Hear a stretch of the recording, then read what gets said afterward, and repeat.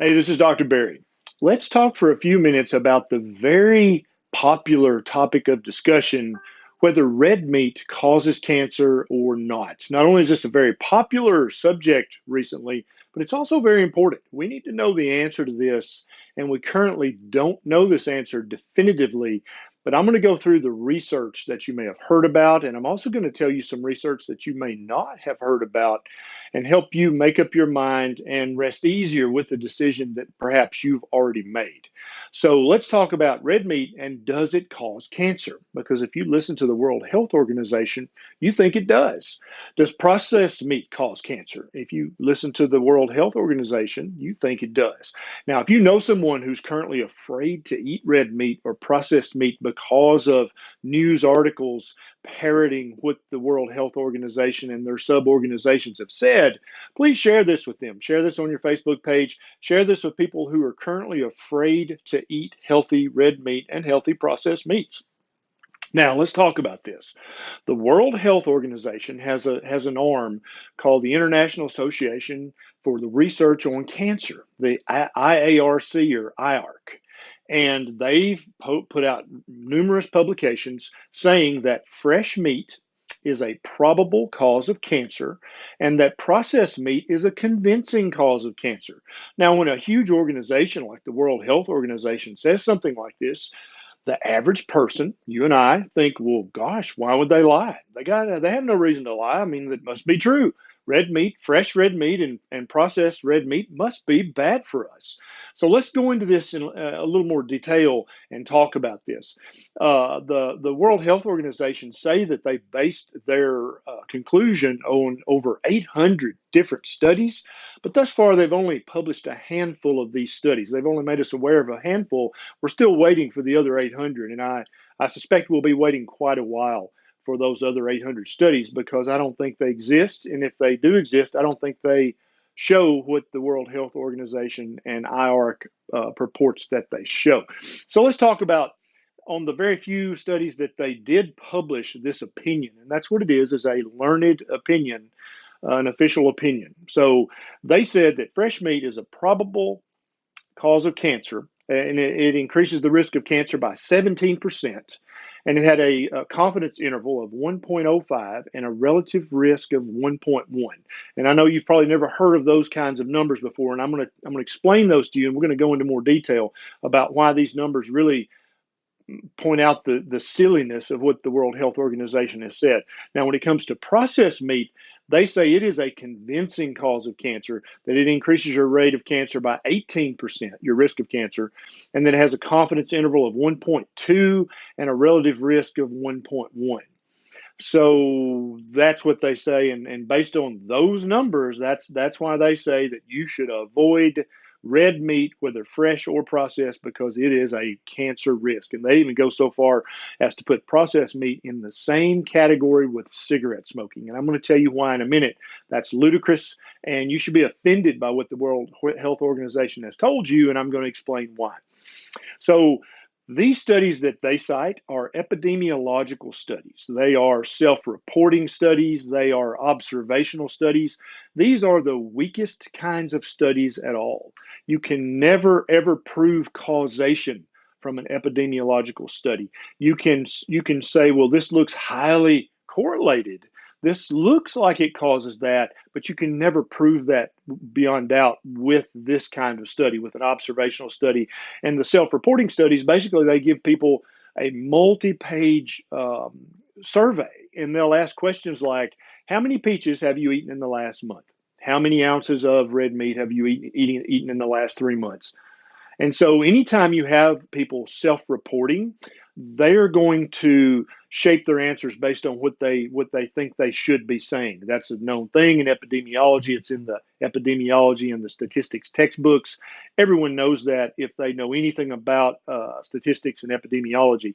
Sample size is very important.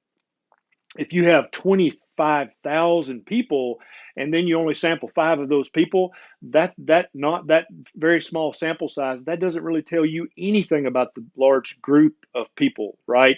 And so if you've got millions and millions or billions of people and you take a sample of 100 or 200 people, that doesn't really give you a true reflection of what the entire sample is doing and the entire sample's risk, right? Now, another thing that's very important is if you take a non-random sample. Dr. Ansel Keys is the prime example of this when he took samples of people in Cyprus when they were during Lent, and so they were avoiding all meat products. And so when he sampled them, of course, they said, "I'm not eating any meat." It's because it was Lent, and that's how they do it there. They abstain from meat, and so that's a non-random sample. And the studies that the World Health Organization and I.A.R.C cite are full of those very small sample sizes and full of non-random samples. Also, another big thing in epidemiology is the researcher's bias. And this is a known problem with epidemiological research. It's in the textbooks. If the researcher has a bias, one way or the other, then that bias is going to show itself in the research results. This is human nature. It doesn't mean the researchers are part of a conspiracy. It doesn't mean they're bad people. It's just human nature. That if I were to do this study, being a meat heavy ketovore or a carnivore, my bias would slip into the studies. Even though I tried hard not to make that happen, that would happen because that's human nature. Anytime you have self-reporting, as I said earlier, people will be like, "Well, gosh, I drink a fifth of vodka a night, but that sounds terrible. I'm just going to say I have a couple of drinks there, once a week." And so you get all these errors from self-reporting. And then you get all these errors from sample variability. From if you have a wide range of different variables, so you have some people who eat almost all meat, some people who eat no meat. If you just take a very small sample in there, you don't get any reliable reflection of the true habits of the population. And so the World Health Organization's research are replete with all these errors. And like I said earlier, an epidemiological study can never show causation. So the fact that they say it for fact, processed meat causes cancer, no doubt, that's scientific dishonesty. You cannot make that kind of statement from the research that they've done. So all these studies can show is correlation. Perhaps this is the case. If you've read Lies My Doctor Told Me, I use the example of Nicolas Cage movies. There's a study that shows that for every time a new Nicolas Cage movie is released, there's an increase in home swimming pool drownings. Now that you think, what the hell? That's ridiculous, right? Obviously, Nicolas Cage is not responsible for the deaths of these people in their own swimming pool, but you can show that correlation. But that does not mean that there's any causation there whatsoever. And if you'll Google causation versus correlation, you can see hundreds of examples that scientists have done little studies like this just to show that epidemiological studies cannot ever show causation. They're not designed to do that. So these types of studies can only show correlation. Now, the relative risk, remember I talked about that up there a minute ago, relative risk can give you the strength of the correlation, and if the strength of the correlation is strong enough, then you can say, oh man, it's very, very likely that this is causing that. And so the way that we now know that smoking causes lung cancer is from epidemiological studies. But the relative risk, there was a 15 to 30 times greater risk for smokers having lung cancer than never smokers having lung cancer. See, that's a huge relative risk. And so on the strength of that high relative risk, you can make the statement that it is highly, highly likely that cigarette smoking increases your risk of lung cancer. And that's basically how we came to know that fact today. And I do this and say fact like that because we still don't have a randomized controlled trial showing without doubt. And so it has never been proven, but the relative risk is so insanely high for smokers and risk in lung cancer that we know that is probably the case. Now, remember before I said fresh meat was a probable cause of cancer according to the World Health Organization and I.A.R.C, and the relative risk was 1.1, not 15 to 30, but 1.1. Now, the way studies are set up, a relative risk of 1 means null. It means nothing. It means there is no correlation whatsoever. And so if you go up 1/10 of a point, that's where fresh meat fell with these research studies, the epidemiological studies that the I.A.R.C are quoting. Now, processed meat, it must be much higher, right? Because they equated it with cigarette smoking. The relative risk for it was also 1.1. not 15 to 30 times, but 1.1, which is essentially no correlation whatsoever. And I'm not making this up. You can Google this and read the studies for yourself. So that's the problem with all this. If the relative risk of an epidemiological study is very, very high, then you can say, golly gee, it sure looks like that. Now, there's just no way around it. Smoking increases your risk of lung cancer. But when you say, oh, yes, fresh meat is a probable cause of cancer and the relative risk is 1.1, anybody who knows statistics or epidemiology is going to go, what? That doesn't show anything. That shows that red meat probably is almost as protective from cancer. Same goes with processed meats. You know that demon devil processed meat that has nitrates in it. It has a relative risk of 1.1. So you can stop worrying about red meat and processed meat causing cancer because there is no epidemiological research that shows any kind of relative risk high enough for us to make that kind of categorization.